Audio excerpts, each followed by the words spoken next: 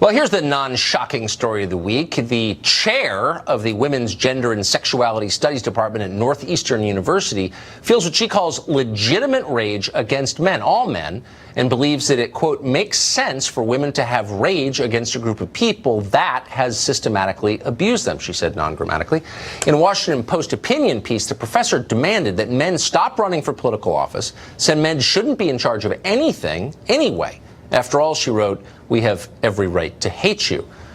Jason Nichols is a professor at the University of Maryland, and he joins us today. Professor, great to see you. Great seeing you. Why is it that we turn our children over to the care of the least happy, least mentally stable, least impressive people in our society? Is there anyone unhappier than this woman, do you think, in America? Well, look, I mean, first of all, she has the right to say what she's saying. For sure she does, and I'll defend it. And she has, we have a big attack on academic freedom. We have to stand up for people to have the right to say certain things, even if we disagree with them. Now, I think a lot of what she's saying is actually if I was taking her class, and I took some women's studies courses in college because I wanted an easy grade, and they're so dumb, it's not hard as long as you hate yourself. Absurd. But if I come to Maryland and take one of those women's studies courses. But let me be honest. If I stood up and said, I am a man, and how dare you attack all men on a collective basis, how do you think I would do in her class? I think you would do fine. Right. The reason being,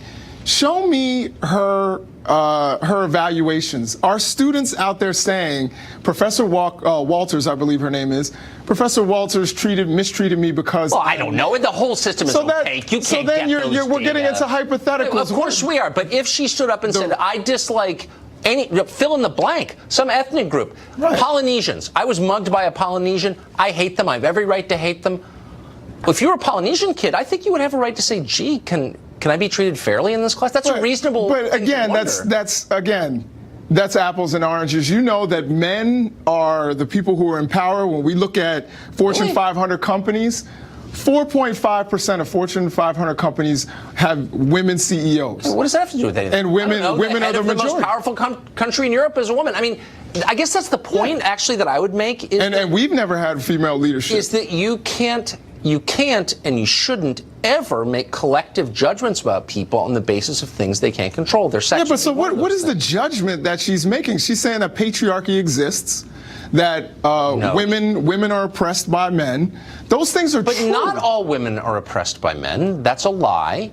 And it's also a sign of mental illness to really believe so you don't believe every woman is oppressed by every man. That's like demented. So you don't don't help if you think that. No one ever said that every woman was oppressed by every man. She's saying that patriarchy is a system that has existed for hundreds of years in which women are suppressed. And again, I can give you many examples, not only in our society, but in societies around the world. It's very hard for me not to keep on with the invective because she's so dumb that it shocks me she could teach in a college, okay?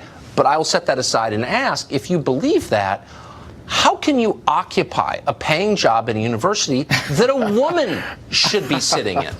Well, again, I think that I didn't agree with everything she said in that op-ed. Okay, but if you want to fight the patriarchy, look, I think there are ways to fight patriarchy. How about resign and give your job to a woman? Where you don't have to resign and give jobs But wouldn't that be pretty effective? I think one of the effective ways to do it is to recognize and be willing to accept female leadership. That's what she's really saying. No, I think what she's really saying is you should resign. I don't think that's what she's saying. The patriarchy is real, and give your job to a woman. No, I don't think that that's what she's saying. And the argument should be systemic. That's where I actually had an issue with what it was she was saying. Every man is the same. Just like every member of any ethnic group is not the same. But every man needs to recognize women and be open to female leadership, which many men are not, and that's the problem. I think that women should be open to treating men as individuals and not as a group. Yeah, I think that has happened historically, but right now we need for men to be open to female leadership. When you resign, call me. Professor, great to see you. Yeah, I'll call you for a job. Greg Gutfeld.